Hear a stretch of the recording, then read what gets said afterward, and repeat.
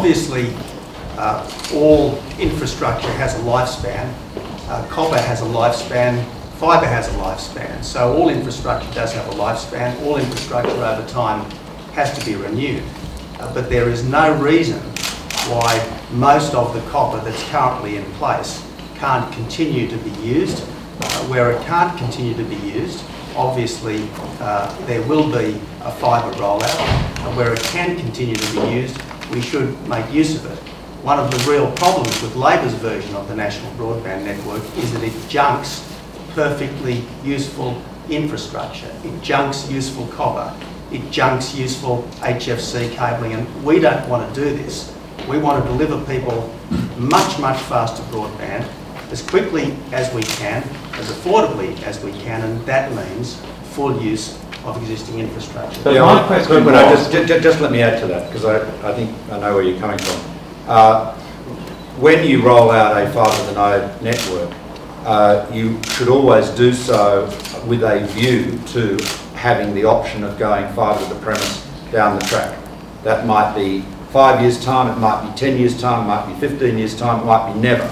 But putting that additional fibre capacity out to the fibre distribution point is very cheap to do that. So that's how you provision fibre on demand, and it's how you provision upgrades. We've set this out in the background paper, the economics of this, but I can assure you that we are well aware of the need to preserve your optionality and flexibility in terms of network design. But can you quantify in a number of years how long you expect the current copper infrastructure to be fit for purpose to deliver the sorts of broadband speeds that you say Australians commonly expect? Is it 5 years, is it 10 years, is it 15 years? The answer to your question is nobody knows. Copper is delivering much faster speeds today with XDSL, ADSL, ADSL plus, VDSL, VDSL2 plus, VDSL2 plus with vectoring. All of these technologies are delivering dramatically higher speeds. You're getting over 100 megs on the copper that you so derive.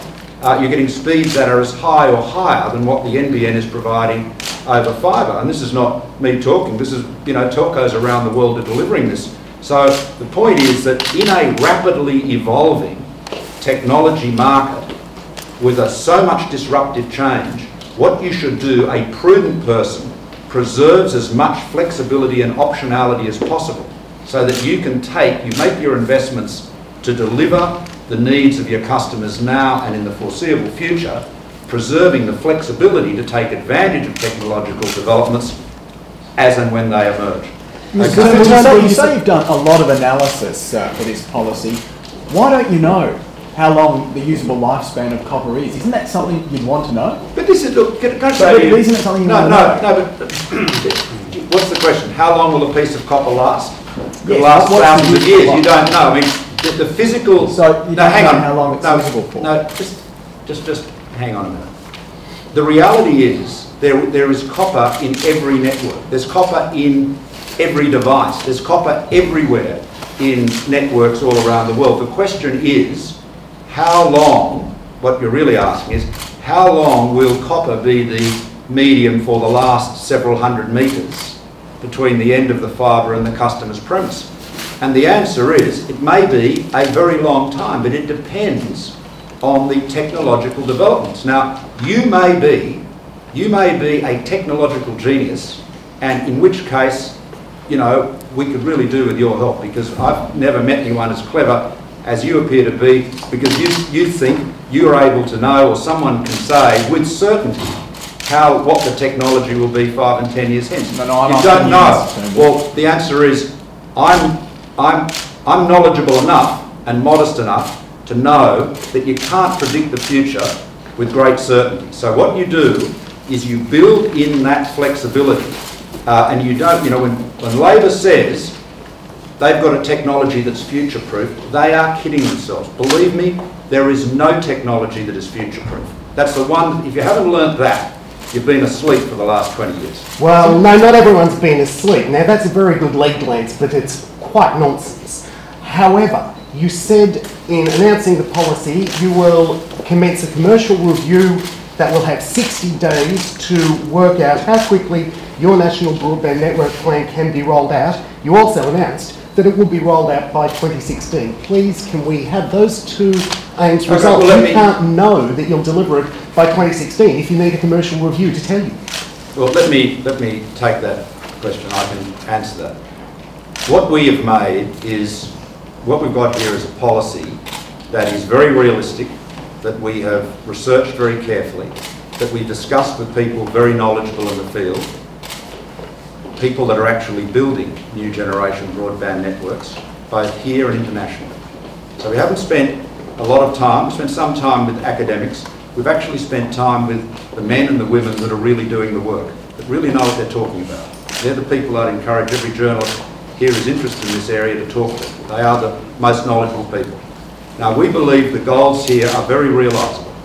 But what we are going to do, as Tony has said, immediately, the NBN Co will set out a realistic, objective assessment of how long it is going to take in dollars and time to complete the project on the current trajectory, on the current design, and then set out what savings can be achieved, both in dollars and time, by making changes of the kind that we've proposed. And indeed, there are some other changes, because we didn't want to overcomplicate our proposal. There are other changes of a much more technical nature that can also make some considerable savings. So that is the point of that is that will have the benefit of all of the NBN's experience and have access to that information. So I'm very confident that will confirm the reasonableness of what we propose. And the 2016 target. Just the gentleman here with the camera. Can the Coalition confirm whether it's planning to make return on investment from its $29.4 billion spend? Well, what we're going to do is we are going to invest the money up to the $29.5 billion. We believe that is what it will take to get the national broadband network up and running and ready for sale. We think that what we've got in mind is necessary to rescue the national broadband network, which, as Malcolm has said, as shrewd observers like Henry Ergas have published, is currently on the point of collapse. Hang on, just once. I just want to add something to that. This is a very important point. The revenues that the Coalition NBN will be able to generate will be substantially the same, certainly no less than, the revenues the Labor NBN would be able to generate. And if you doubt me on that, as we've set out in the background papers, you can look at the test case, if you like, between AT&T's fibre to the node deployment and Verizon's fibre to the premises deployment in the United States, where the average revenue per user is essentially the same. And of course, one network cost a third to a quarter of to build than the other. So the ARPUs will be very comparable in reality, and that is why our proposition, our approach, is much more likely to generate a positive return, let alone a commercial one. John McDougall. Yes. So just to confirm, the funding remains off budget? Well, it's off budget only in the sense that the investment doesn't go through the expenditure portion of the budget statements that we all focus on that deliver deficit or surplus. The public sector accounting treats this as a balance sheet item, and we don't have any plans to change that, and that's because it is a commercial investment. Now, our argument on this point has been that it is so plainly obvious that the amount of money the government is investing in this project is so far in excess of what the value of the project will be when completed, that they should be recognising the deficit in some manner. Now, whether you recognise that through the budget, in the way you would in a private sector company, through taking the loss through the P&L, is another question. But we're not proposing to change the budget treatment of But you won't confirm we think, John, that our NBN is a commercial proposition. Labor's NBN is not a commercial proposition. The other point I should make is that obviously there will be some savings to the budget because he won't be borrowing nearly as much. We estimate depending upon the interest rate assumptions, we estimate about $750 million of savings over the forward estimates period. Have you set a timeline or plan for selling the coalition's NBN down the track?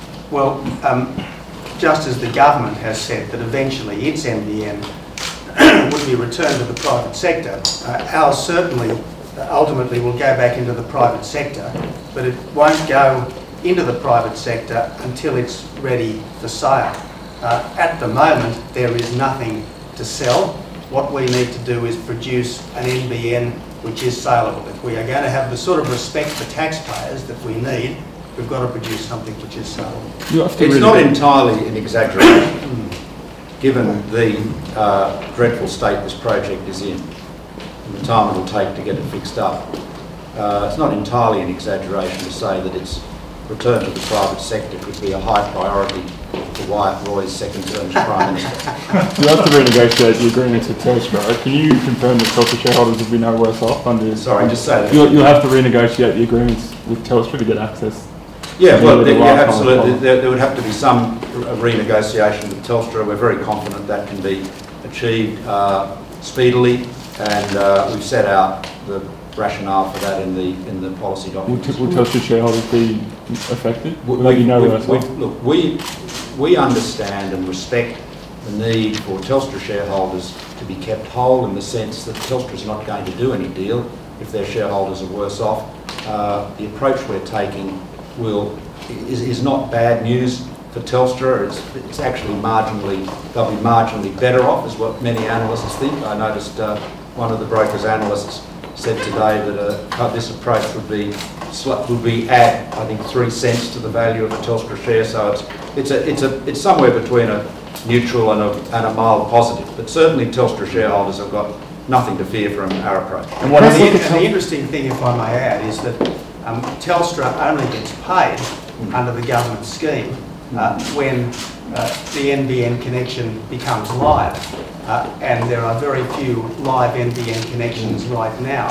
Under us, the thing will become operational vastly more quickly, so Telstra will start to get some money. What happens to the Optus agreement? Yeah, we've not assumed any change to the Optus agreement at all, so we've assumed that remains where it is. Optus's agreement, as you know, essentially relates to their HFC. Everything we've heard from Optus indicates that they want to be out of the HFC, so we've assumed out of an abundance of caution, and the assumptions, as you'll see, are very conservative and prudent ones. We've just assumed no change to that. Will you require Telstra and Optus to open up their HFC networks to wholesale? What we've said, you might watch. Yeah, this is getting into the footnotes. What we've said in terms of HFC networks is that were we to change the agreements with Telstra and Optus, which, as you know, basically require them to switch off. It's a shockingly anti-competitive agreement, by the way, which we've criticised extensively, as I'm sure you remember. But what the agreement says is that once a premise is connected to the NBN, then Telstra and or Optus cannot provide broadband services over their HFC.